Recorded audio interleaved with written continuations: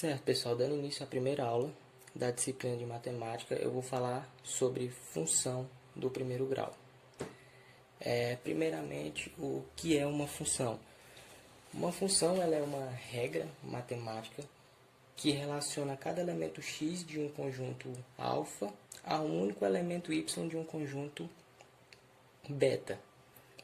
X e y eles são chamados de variáveis. O x ele é chamado de variável independente e o y de variável dependente. Isso é porque o valor de y ele sempre vai depender do valor de x. O valor de x, depende de qual seja o valor, pode ser qualquer real, números positivos, negativos, números decimais, fracionários, pode ser qualquer número. Porém, para cada um desse número vai ter apenas um y. E o valor de y ele vai, como é que eu posso dizer? Depender do x, pois quando eu substituir o x na função, eu vou encontrar um valor de y.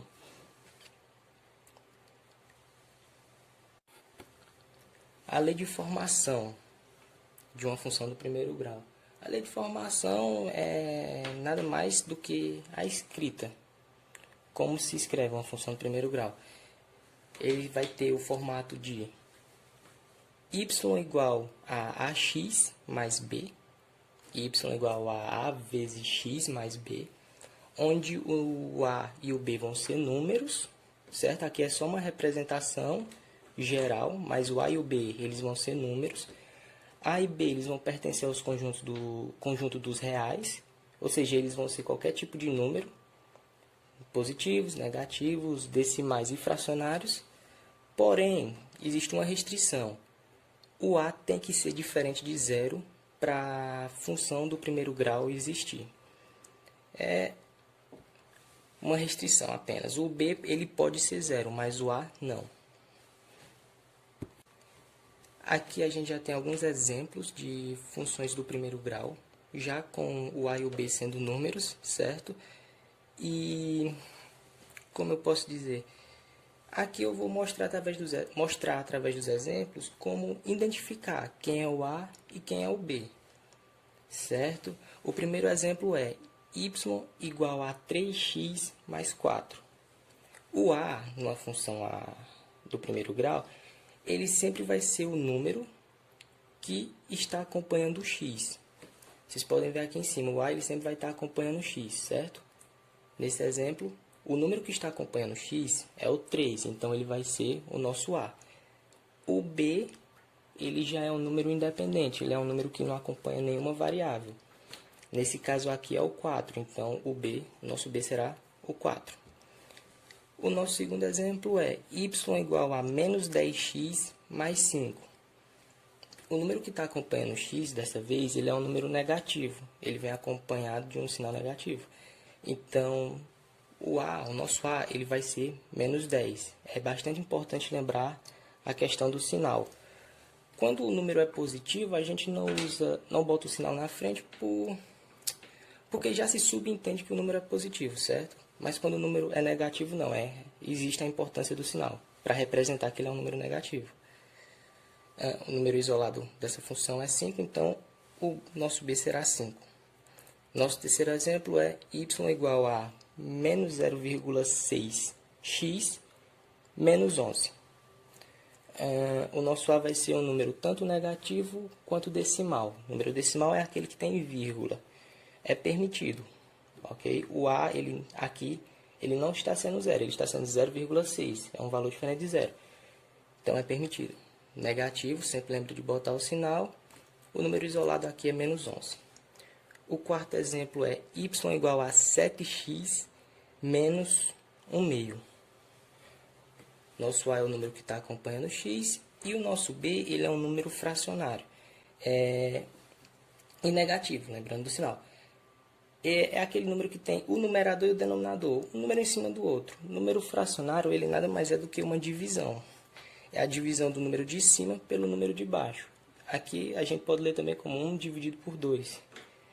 Mas não há necessidade de dividir nesse caso. E o nosso quinto exemplo ele é y igual a x mais 0. Aqui a gente pode perceber que não tem nenhum número acompanhando o x. Aqui o x está isolado.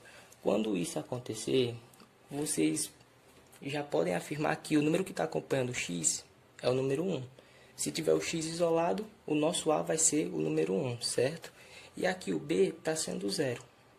b é igual a 0. Isso é permitido. Caso vocês encontrem um exemplo,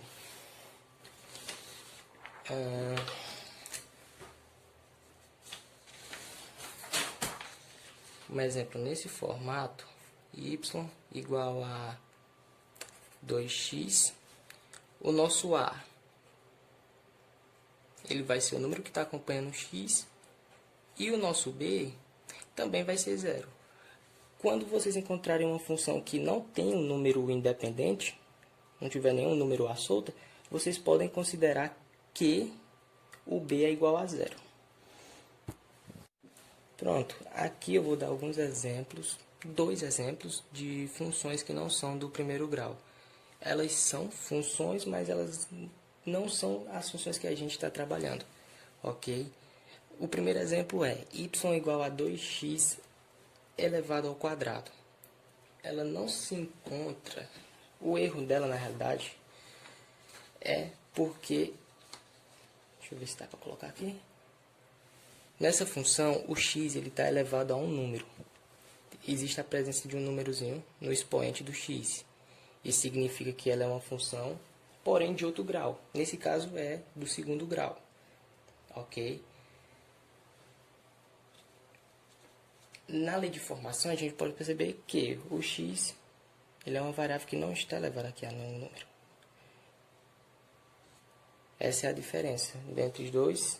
E é assim que vocês vão reconhecer uma função de grau diferente. Qualquer x que tiver elevado a algum número, você já vai entender que é uma função de outro grau.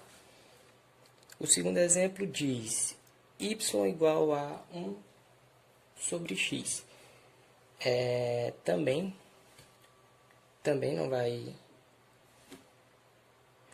não vai cumprir com a lei de formação. Toda vez que você tiver uma função onde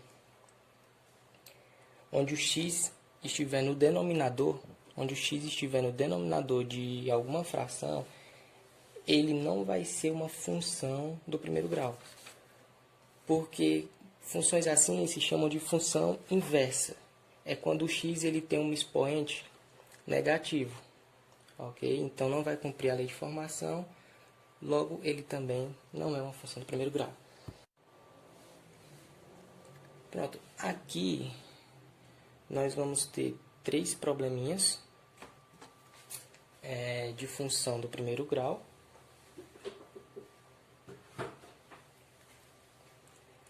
Que eu vou responder para vocês terem uma noção na prática como devem fazer. Na verdade, o que mais importa é aprender a identificar o a, o b e identificar se a função ela é ou não é do primeiro grau, certo? O primeiro probleminha aqui diz: identifique o a e o b da função y igual a 20x menos 0,5.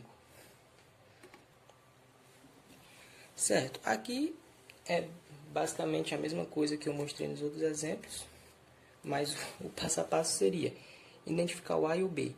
O a é sempre o número que acompanha o x. Então, o nosso a aqui seria 20. O b é o número que está isolado.